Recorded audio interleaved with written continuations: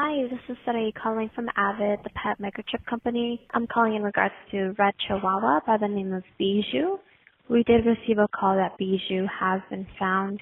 If you can please give us a call back with reference number of 534-495. I don't know what kind of sick game this is that the microchip company is playing. Everything bothersome.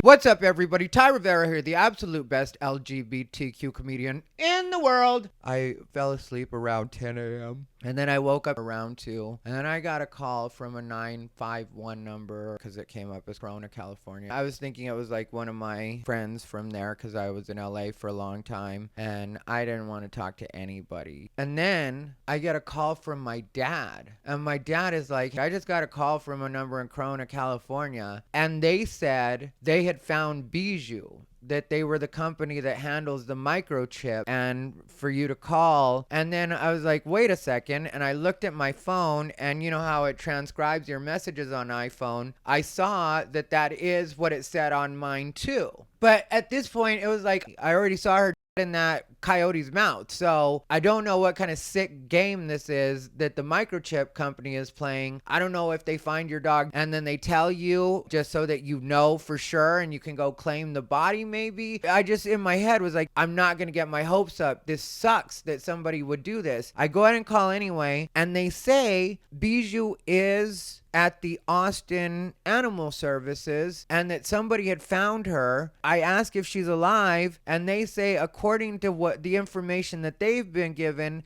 Simba?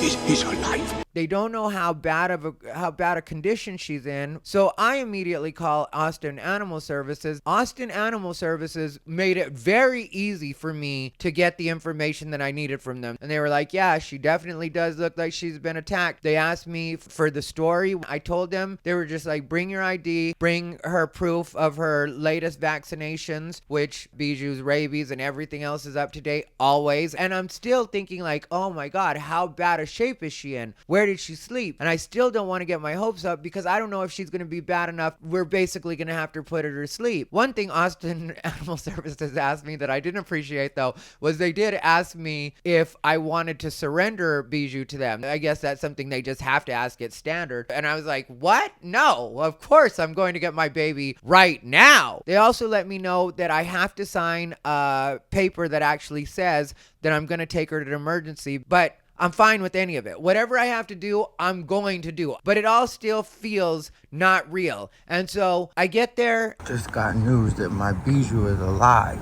Very weary of this idea just because I saw her get killed last night. And they say that she definitely does have damage. They bring her out in a cardboard carrier, so I can't see her. And I don't want to move her or take her out of that carrier. I want to let the vets do it because if she has any kind of damage to her spine, I don't want to risk messing her up. I know that it's best if I just leave her in that carrier and let her be immobile. She's in there and she's like, she's obviously in pain, but I'm sure they gave her some kind of pain medication and they had done x-rays. And so I immediately took her to the emergency hospital. Austin Animal Services had emailed her x-rays and their report, and they had let me know that it could be between $700 and $3,000 depending on how bad the damage was. Then the doctor at the hospital assessed her. That probably took a half an hour or so. It felt like forever. So the doctor tells me, he was like, look, your little dog really must have put up some fight with that coyote.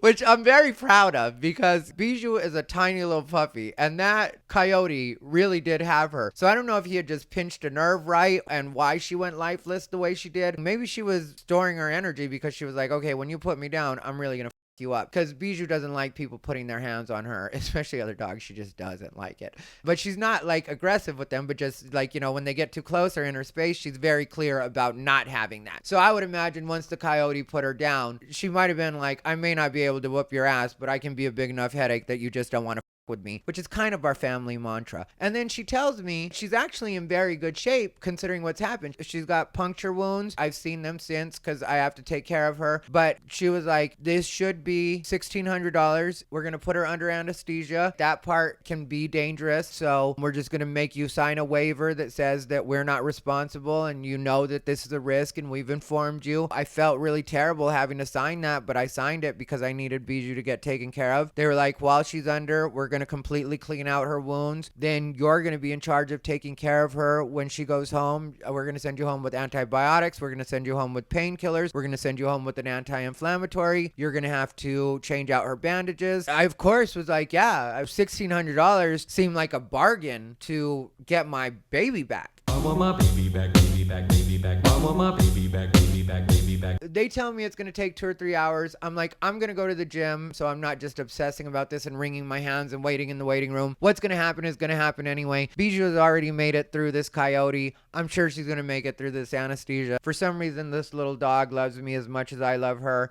And I know that that's why she fought him off, was because she knows she's got to get back to me because I'm going to be a mess without her. She knows she's in charge around here. It's what it is. I don't think she has any misgivings about that, even though some people would be like, she's a dog. She doesn't know. Trust me, she knows. I did almost my full workout, and then Bones Eye hit me up, and I was like, this would be a good excuse to eat. You know, I mean, like, me and Bones Eye are friends, so eating with him isn't like, you know, oh, it has to be a tragedy or something to go eat with him.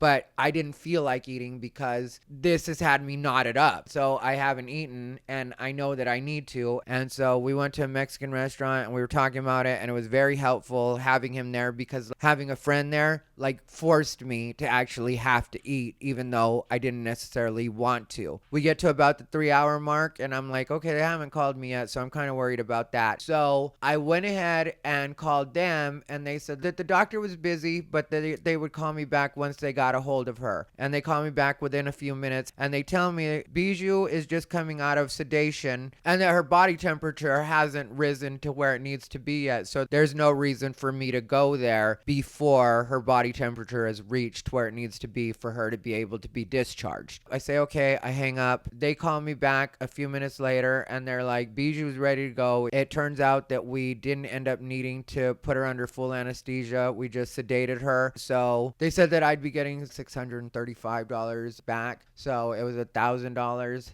Again, she takes care of me in every way, even saves me money by not needing full anesthesia. I tell you, this dog is great. So my puppy was out, but this is the first time I'm seeing her fully out of the box. And so she has this kind of little shirt that they put on her that's made of mesh and bandages, and she was bleeding pretty bad. And I didn't immediately update my Facebook or my social media because I wanted to give it at least 24 hours to see how she was healing, because I was like, what if something goes wrong and then I end up actually losing her, which I know I shouldn't think that way. I even feel weird about like the way I talk about her in certain instances in this, where I'm saying like, I don't know if something's going to go wrong. Nothing's going to go wrong. Everything's going to be great. That's all I'm putting out into the universe. So I wanted to wait before I got everybody's hopes up. But when we got to about the 24-hour mark, I had to take her out to go potty. She's able to walk, but she just has to stop and pray every once in a while, which I put it that way, but it's just like she's in so much pain, or was in so much pain. I can't pick her up the regular way, so I have to roll her up like a little taco in one of her doggy beds. I have to keep her away from Lyndon. I had to feed her by hand last night. Now I've decided that I'm not going to give her that food for now. Instead, I'm going to give her the chicken and rice. I made some of that tonight for her, and that's all she's going to eat until she's well, because anything I can do to make her life better and make her feel better right now, for as shitty as she feels. She's had cheese, not too much, but she's had cheese because I just want to spoil her. Last night was roast battle at the Mothership, which I'm usually always at roast battle, especially when it's at Mothership. Brian Moses is there. This was the one Jeff Ross was there for too. But I wanted to stay with her because she was breathing really loud, and I just felt like I should be with her to make sure that she stayed breathing, or if she stopped breathing at any point, I could catch it right away and take her straight back to the emergency hospital because they're 24/7. And so I at first had a plan of like getting my my mind off of it and just going and having a regular night at the mothership. But when I saw her, I didn't want to do anything but be with her, and I wanted to make sure that she was okay, and I wanted her to be able to hear my voice and have me next to her. And that's pretty much what I did, was hang out with her and Lyndon last night. I put her bed on the couch so that she was right next to me, and I laid my head on her bed like that was my pillow. When it was time for us to go to sleep, I have her sleep in the doggy playpen for right now because I don't want her to fall out of the bed or anything like that to happen. I can't wait to have her back in bed with me. They didn't actually choose to stitch her. They said that since it was bites, I have to do warm compresses, not hot, but warm compresses 2 to 3 times daily. And I have to hold them on there for 10 minutes on each one of the wounds, I guess, so that anything that needs to come out can come out. I need to watch if there's any kind of like, yellow discharge, or I need to take her to the doctor, her regular doctor, 3 to 5 days after. So we'll probably wait 5 days, because if there's anybody that knows how to heal things, it's me. She's got to wear the cone, and I'm going to make her wear a cone because then she doesn't introduce any bacteria to any of the wounds by licking them. She's being a really good baby. Her breathing has gone back to completely normal, and I'm really happy with everything that's happening right now with her. She's got puncture marks right here. The Coyote obviously went for her throat, but he just luckily didn't get her the right way. But she has puncture marks right here. She has a pretty big puncture on her back, pretty deep. Then she has one under her right arm, and that's, pretty bad. That one was leaking a lot. She was outright bleeding from that at first, but that stopped. And then I went ahead and put a bandage on it, because you don't close the bandages or like seal them on her. You just like place them under the little shirt so they get some air at the same time. And so she's doing really well. And today she actually let me know, because she does talk to me. She let me know that she didn't want to wear her cone to go poop.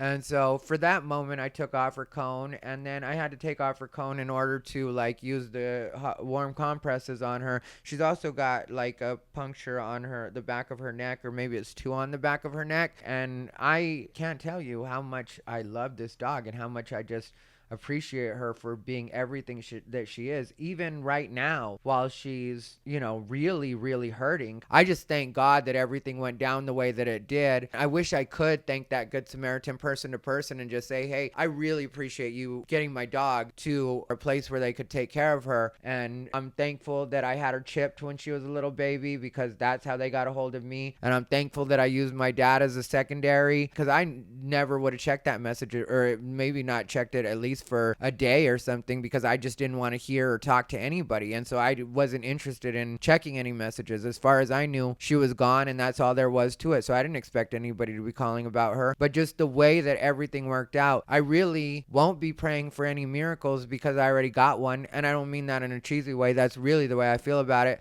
And also, even though it's only been just over 24 hours now, I really am so thankful for her that I can't let anything get me down right now, just because I thought something was completely done, and then I ended up getting this really, really great gift in the form of it not being done. And my Bijou is okay, and she's back home with me, and boy, do I love my puppy. Anyway, I hope you guys maybe just take from it to really appreciate your pets and keep them on a leash. Not that I'm trying to be a do-gooder or tell you what to do. Maybe you live in an area where coyotes and wildlife aren't an issue at all. But I definitely am learning my lesson, and this will not go down like this again. Thanks for watching. This has been Ty Rivera, the absolute best LGBTQ comedian in the world.